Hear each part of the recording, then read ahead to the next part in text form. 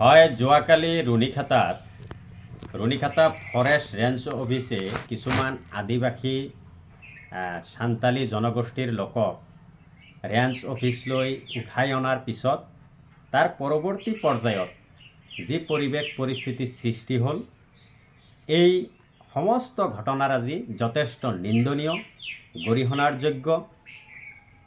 এটা অঞ্চলত স্থায়ীভাৱে শান্তি প্ৰতিষ্ঠাৰ হকে চৰকাৰ প্ৰশাসনৰ নিৰ্দিষ্ট কিছু নীতি থকাৰ প্ৰয়োজন। আজি এনে এক পৰিৱেশ পৰিস্থিতি BTAD অঞ্চলত গা কৰি উঠিছে। BTC অঞ্চলত কোনো জাতি জনগোষ্ঠীৰে কাৰো প্ৰতি বিশ্বাস, আস্থা, ভৰসা নোহোৱা হৈছে। জাতি জনগোষ্ঠীসমূহৰ মাজত যিটো ভাতৃত্ববোধ, জাতি জনগোষ্ঠীৰ মাজত যি বুজাপৰা, সহ অৱস্থান, বিশ্বাস, এইবিলাক চৰকাৰখনে প্ৰতিষ্ঠা কৰাৰ ক্ষেত্ৰত চৰকাৰী নীতি বিফল হোৱা দেখা গৈছে।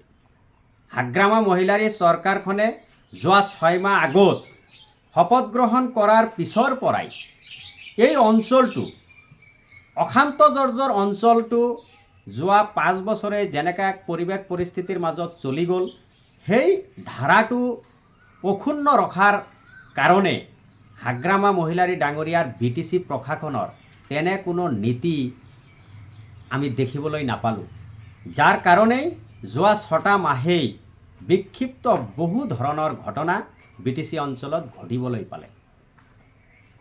যোৱাকালিৰ ঘটনাৰ আলম লৈ আজি সেই আদিবাসী তথা সান্তালী লোকসকলে ইমান সংখ্যক লোক একত্ৰিত হৈ পেলাই যি ধৰণে আইন হাতত তুলি যোৱাকালি ৰাতিৰ যি ঘটনা, এই ঘটনাৰ খবৰ বহিঃপ্ৰকাশ ঘটালে।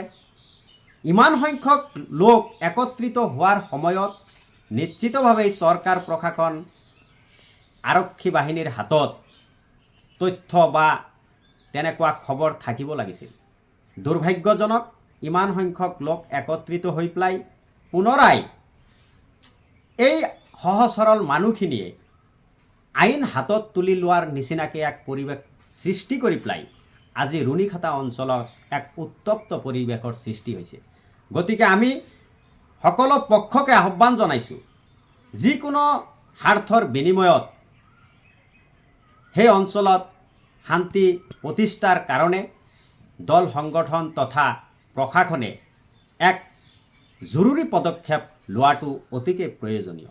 এটা নিৰ্দিষ্ট অঞ্চল অশান্ত জৰ্জৰ হৈ থাকিলে তাত বসবাস কৰা বিভিন্ন জাতি জনগোষ্ঠী সকলোৱে ক্ষতিগ্ৰস্ত হোৱাৰ সম্ভাৱনা থাকে। সেয়ে আমি ABMCৰ পৰা দাবী উত্থাপন কৰিছোঁ যে BTC অঞ্চলখন শান্ত কৰি ৰখাৰ কাৰণে হাগ্ৰামা মহিলাৰী ডাঙৰীয়া তথা প্ৰশাসনে যথেষ্ট ব্যৱস্থা হাতত লোৱাটো অতিকৈ প্ৰয়োজন।